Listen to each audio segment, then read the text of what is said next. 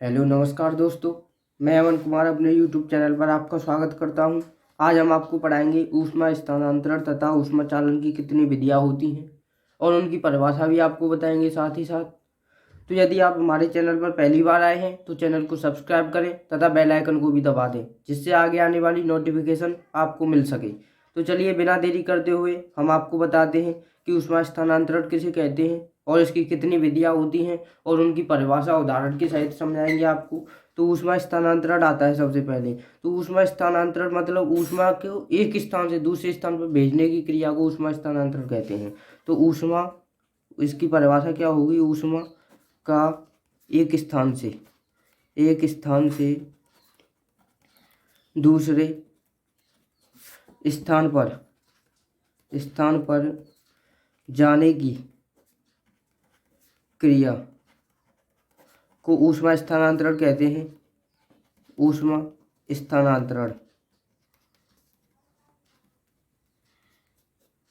स्थानांतरण कहते हैं। ये हो गया ऊष्मा स्थानांतरण। तो ऊष्मा स्थानांतरण के बाद आता है इसकी विधियां कितनी होती हैं, उनके नाम। इसकी तीन विधियां होती हैं।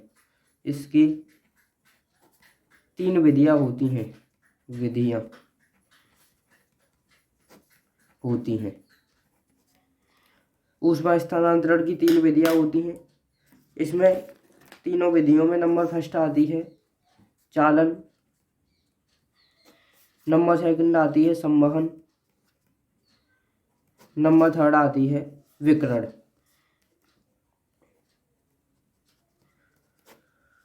ये तीन विधियां होती हैं ऊष्मा संचरण की। तो इन तीनों की अब हमें परिभाषा लिखनी है। किस प्रकार से हम इन तीनों की परिभाषा लिखेंगे? तो नंबर फर्स्ट ले लेते हैं चालन। इसे कंडक्टर बोलते हैं। तो इसमें क्या होता है, सबसे पहले चालन में क्या होता है, ये ऊष्मा संचरण की ऐसी विधि होती है जिसमें ऊष्मा एक स्थान से दूसरे स्थान पर जाती है, लेकिन जो पदार्थ है वो वहीं स्थिर रहता है, पदार्थ के कण वहीं स्थिर रहते हैं। तो हम इसको उदाहरण से समझेंगे। तो इसकी पहले परिभाषा लिख लेते हैं। तो ऊष्मा संचरण की वह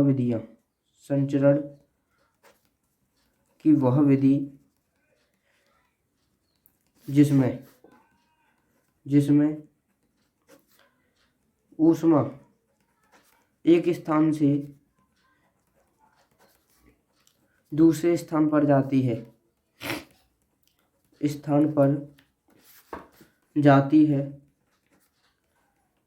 लेकिन पदार्थ के कण, जो पदार्थ के कण हैं वो अपना स्थान नहीं बदलते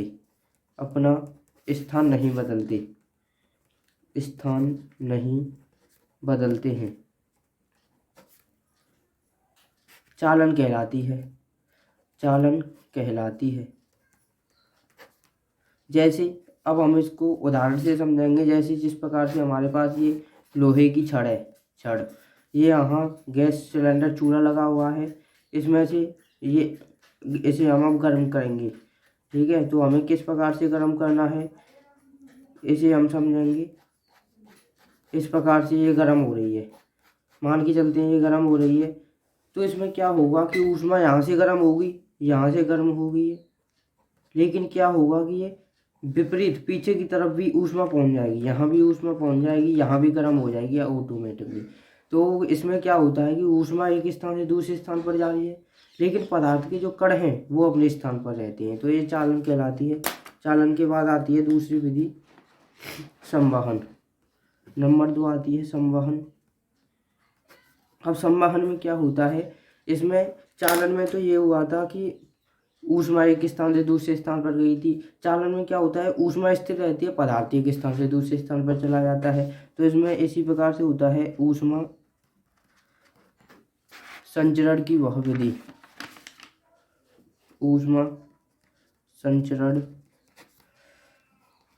विधि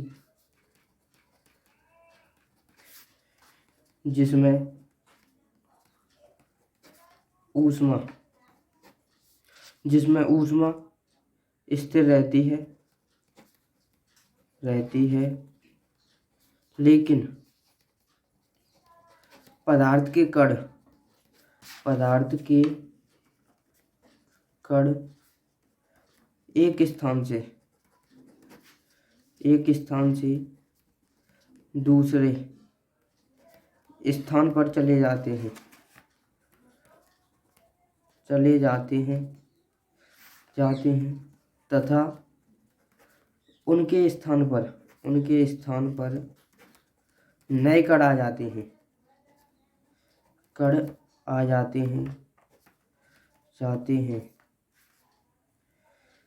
यह प्रक्रिया तब तक चलती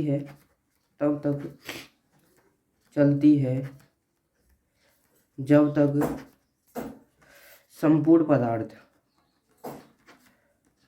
पदार्थ का ताप समान नहीं हो जाता।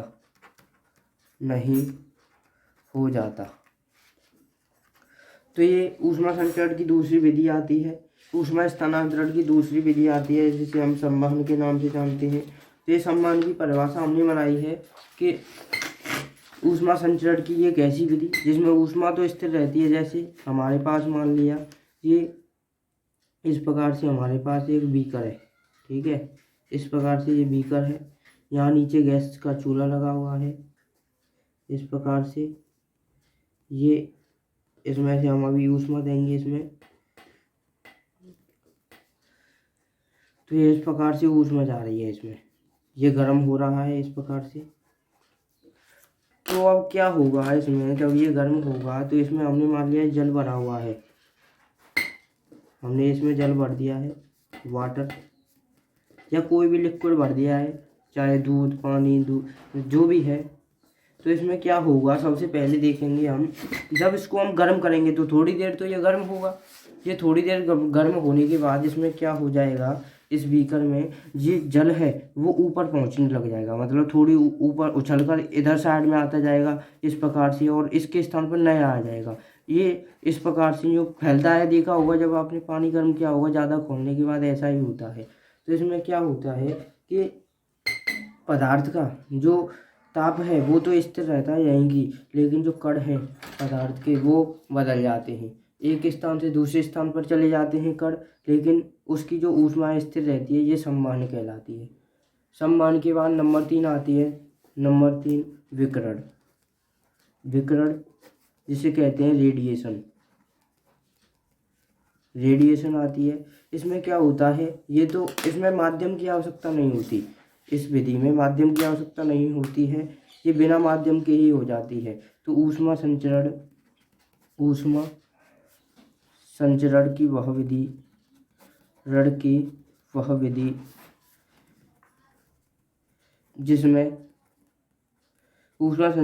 विधि जिसमें ऊष्मा एक स्थान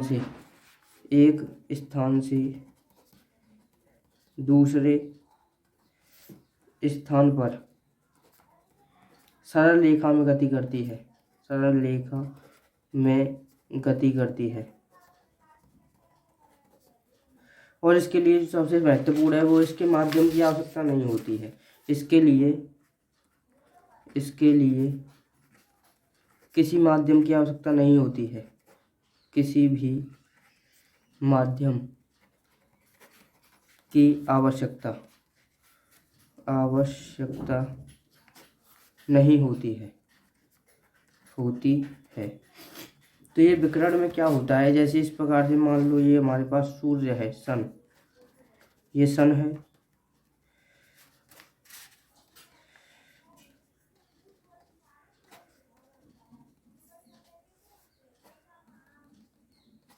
ये सन है, ये अर्थ है, ये अर्थ तो छोटी ही होगी सन से, ये सन है। तो इस प्रकार से जो सूर्य से प्रकाश की किरण आएगी पृथ्वी पर वो सीधी आती है सरल रेखा में, और लेकिन क्या होता है ये सरल रेखा में आती है, सरल रेखा में गति करती है, और इसके लिए किसी भी माध्यम की आवश्यकता नहीं होती, ये बिना माध्यम की आती है, बिना माध्यम की आती है। तो ये विकिरण हो गई।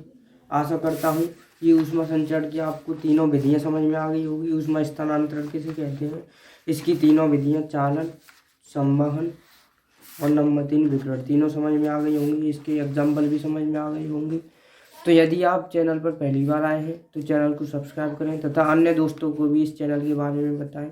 ज़्यादा से ज़्यादा वीडियो को शेयर करें। धन्यवाद। मिलते हैं अगली वीडियो में। अब तक के लिए बस इतना ही।